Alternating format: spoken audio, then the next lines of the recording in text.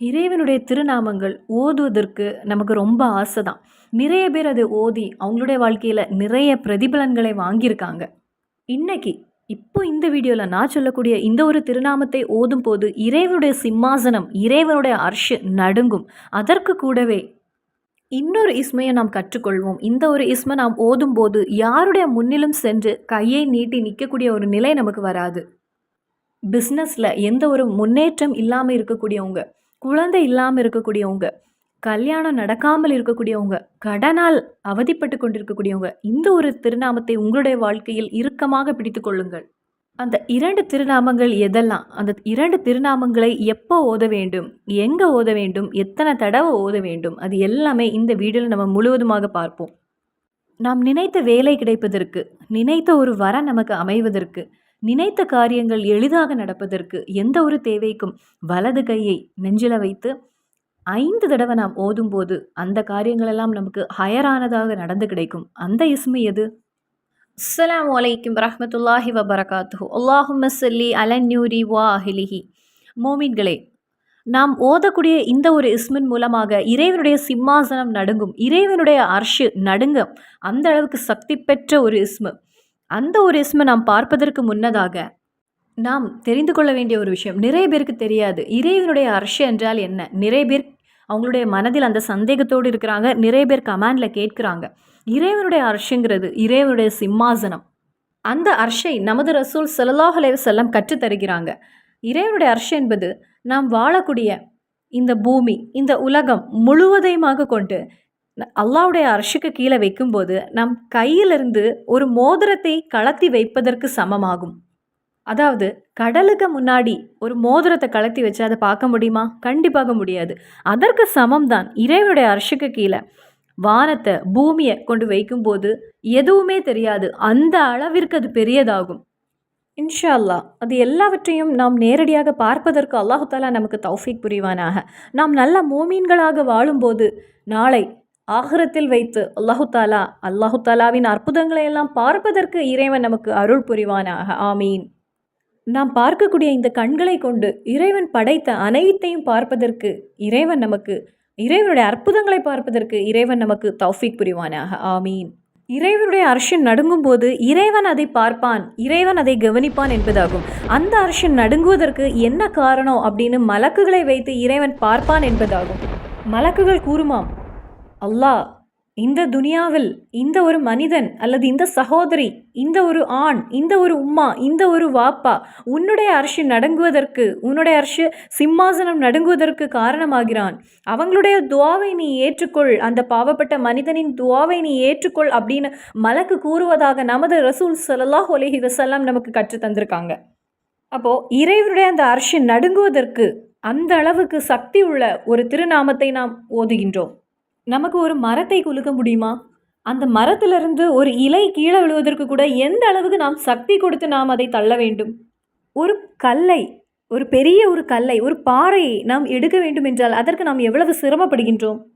இறைவனுடைய சக்தி பெற்ற அந்த அளவிற்கு பெரியதான அந்த ஒரு சிம்மாசனம், அந்த ஒரு அர்ஷ் நடுங்க வேண்டும் என்றால் நமது நாவிலிருந்து சில வார்த்தைகள் வந்தால் போதுமானது. இறைவனுடைய அர்ஷை பற்றி நாம் பேச தொடங்கினால் நிறைய நமக்கு இருக்கிறது, நிறைய அற்புதங்கள் இருக்கிறது, சொல்லிக்கொண்டே போகலாம். மகானான ஜிப்ரீல் அலைஹிஸ்ஸலாம் அவங்களுடைய சிறகுகளில் எழுதி வைத்திருக்கக்கூடிய ஒரு இஸ்மை தான் நாம் பார்க்க போகின்றோம். மலக்குகள் எப்பொழுதும் அதிகமாக ஓதக்கூடிய ஒரு இஸ்மாகும் இது. இறைவனுடைய வல்லமை மிகுந்த அந்த சிம்மாசனமே நடுங்கும் இந்த ஒரு இஸ்மை ஓதும் போது. எந்த ஒரு தேவையும் இந்த இஸ்மை ஓதி நாம் கேட்கும்போது அது நிறைவேறி கிடைக்கும்னு மகான்கள் கிதாப் வழியாக நமக்கு கற்று தந்திருக்காங்க. நமது முன்னில் இறைவனுடைய சக்தி பெற்ற 99 திருநாமங்கள் இருக்கிறது. இந்த 99 திருநாமங்களையும் நாம் ஓதுகின்றோம். நாம் படித்தவர்கள் சிலர் மனனம் செய்திருக்காங்க, மனப்பாடமாக ஓதுகின்றாங்க. அப்போ ஒவ்வொரு மூமீனும் தெரிந்து கொள்ளுங்கள், இறைவனுடைய அர்ஷியை நடுங்கும், இறைவனுடைய சிம்மாசனமே குலுங்கும். நமக்கு துவாவுக்கு ஹிஜாபத்து கிடைக்கக்கூடிய ஒரு இஸ்மு. யா மாலிகுல் முல்கி யாதல் ஜலாலி வல் இக்ராம். இந்த ஒரு திருநாமத்தை கேட்கும் போதே நமக்கு ஒரு கம்பீரம் இருக்கிறது. யா மாலிகுல் முல்கி யாதல் ஜலாலி வல் இக்ராம் யா அல்லாஹ். இறைவனுடைய சக்தி பெற்ற சில திருநாமங்களை சேர்த்து ஓதக்கூடிய ஒரு துவாவாகும் இது. யா மாலிகுல் முல்கி யாதல் ஜலாலி வல் இக்ராம் யா அல்லாஹ். ராஜாதி ராஜனாகிய அல்லாஹ், இந்த வானத்தையும் பூமியையும் சொர்க்கத்தையும் நரகத்தையும் ஜின்னையும் மலக்கையும் படைத்த ரப்பே. அப்படி அர்த்தம் வருகின்ற அந்த ஒரு இஸ்மு தான், அதாவது அனைத்தையும், இந்த உலகத்தையும் வானத்தையும் பூமியையும் சொர்க்கத்தையும் மலக்குகளையும் அனைத்தையும் படைத்து அதை ஆட்சி செய்கின்ற கண்காணிக்கின்ற வல்லமை மிகுந்த ரப்பே. இந்த யா மாலிகுல் முல்கி யாதல் ஜலாலி வலிக்ராம் யா அல்லாஹ் இந்த ஒரு திருநாமத்தை எந்த ஒரு அடியானாவது ஏதாவது ஒரு நேரத்தில் 15 தடவை ஓதி அல்லாஹு தஆலாவிடத்தில் அவன் மனதில் இருக்கக்கூடிய அந்த ஒரு தேவையை கேட்கும்போது அது ஹயரானதாக இருந்தால் அந்த ஒரு தேவை அல்லாஹு தஆலா நிறைவேற்றி கொடுப்பான் என்பதாகும். அப்போது ஒரு நாள் 15 தடவை இந்த ஒரு இஸ்மை ஓதி ரப்பிடம் கேட்கும்போது நமது வாழ்க்கையில் பல தேவைகள் நடக்கும், அற்புதங்களையும் அதிசயங்களையும் காணலாம். இனி மற்றொரு இஸ்மு இருக்கிறது. இந்த ஒரு இஸ்மை நமது எந்த ஒரு தேவை கேட்பதற்கு முன்னதாக இந்த ஒரு இஸ்மை 17 தடவை நாம் ஓத வேண்டும். தெரிந்து கொள்ளுங்கள், 17 தடவை. இனி நமது வாழ்க்கையில் ஒரு தேவைக்காக இறங்கும்போது, அது ஒரு பிஸ்னஸ் தேவைக்காக இறங்கும்போது, அல்லது ஒரு வீடு என்கிற தேவைக்காக இறங்கும்போது, அல்லது பிள்ளைகளுடைய ஒரு கல்யாணத்திற்கு வேண்டி நீங்கள் ஒரு வரனுக்காக இறங்குகின்றீங்க பார்ப்பதற்கு, அல்லது ஒரு இன்டர்வியூக்கு வேண்டி இறங்குகிறாங்க பிள்ளைங்க, அல்லது அந்த பிள்ளையே ஒரு இன்டர்வியூக்கு செல்கிறான். அந்த நேரத்தில் வலது கையின் உள்பாகத்தை இடது நெஞ்சில் வைத்து அப்படி அமர்த்தி வைத்து 5 தடவை இந்த இஸ்மை ஓதி அந்த ஒரு காரியங்களுக்காக இறங்கும்போது நமது காரியங்கள் ஹயராக நடந்து கிடைக்க, கணவருக்கு ஒரு பிஸ்னஸ் தேவைக்காக போகின்றாங்க, அந்த ஒரு தேவைக்கு, அல்லது பிள்ளைங்க ஒரு எக்ஸாம் எழுத போகின்றாங்க, அவங்களுடைய ஒரு இன்டர்வியூக்கு வேண்டி போகின்றாங்க, பிள்ளைங்களுடைய வாழ்க்கையில் ஒரு முக்கியமான நேரம் ஒரு கல்யாண தேவைக்காக போகும்போது இந்த சக்தி மிகுந்த அந்த ஒரு இஸ்மை நாம் ஓதி செல்லும்போது அது ஹயரானதாக நமக்கு நடந்து கிடைக்கும். அந்த சக்தி பெற்ற இஸ்மை அது யா ஹனியு யா மொயினி யா அல்லாஹ், யா ஹனியு யா மொயினி யா அல்லாஹ். அதாவது அல்லாஹு தஆலாவிடத்தில் எல்லாமே இருக்கிறது. செல்வமும் பணமும் ரிஸ்க்கும் அனைத்தும் அவனிடமே உள்ளது. நமது எந்த ஒரு கவலையும் எந்த ஒரு தேவையும், பணத்திற்காக ஒரு தேவைனாலும் அல்லது செல்வத்துக்கு அல்லது வசதிக்கு எதுவுமே நாம் அல்லாஹு தஆலாவிடத்தில் கேட்கின்றோம். ஆனால் அல்லாஹ் யாரிடமும் கேட்க வேண்டாம், ஏனென்றால் எல்லாமே அவனிடமே உள்ளது. நம்மை படைத்தவன் யாரிடமும் எதையும் கேட்பதற்கு தேவையில்லை, ஏனென்றால் அவன்தான் அனைத்தையும் படைத்தான், அவன்தான் நமக்கு வழங்குகின்றான்.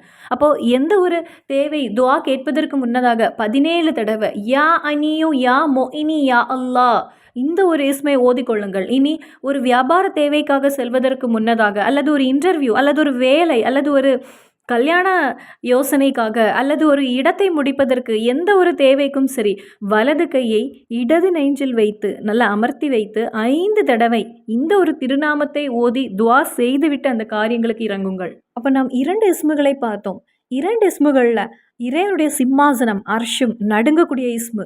அர்ஷு இறைவனுடைய அல்லாஹு தஆலாவின் அந்த சிம்மாசனமே குலுங்கும் என்றால் அந்த இஸ்முடைய சக்தி எவ்வளவு இருக்கும். அப்போ இந்த புனிதமான வெள்ளிக்கிழமையில் 15 தடவை அந்த ஒரு இஸ்மை ஓதி ஜுமாவிற்கு பின்னர் அந்த ஒரு இஸ்மை நீங்கள் ஓதி அல்லாஹு தஆலாவிடத்தில் ஜுமா முடிஞ்சு அல்லது லொஹருடைய தொழுகையை தொழுதுவிட்டு அந்த முசல்லாவில் இருந்து 15 தடவை யா மாலிகுல் முல்கி யாதல் ஜலாலி வலிக்ராம் ஓதி துவா செய்யுங்கள். கண்டிப்பாக ஹிஜாபத்து உறுதியான ஒரு விஷயமாகும். இனி எந்த ஒரு தேவைக்காக இறங்குவதற்கு முன்னதாக உங்களது வலது கையை நெஞ்சில் வைத்து யா அனியு யா மொயினி யா அல்லாஹ், யா அனியு யா மொயினி யா அல்லாஹ் என்று 5 தடவை ஓதிவிட்டு அந்த காரியங்களுக்கு இறங்குங்கள். கண்டிப்பாக உங்களுடைய காரியங்கள் சிறப்பாக நடந்து கிடைக்கும். அல்லாஹ் தஆலா எளிதானதாக ஆக்கி தருவான். இந்த துல்காதா மாதத்திலேயே இறைவன் மதிப்பு கொடுத்த நேசித்த இந்த மாதத்திலேயே இந்த அமலை நீங்கள் ஆரம்பித்து கொள்ளுங்கள். இன்ஷா அல்லாஹ் இன்னும் சந்திப்போம் வேறொரு வீடியோவில். அஸ்ஸலாமு அலைக்கும் வரஹ்மத்துல்லாஹி வபரகாத்துஹு.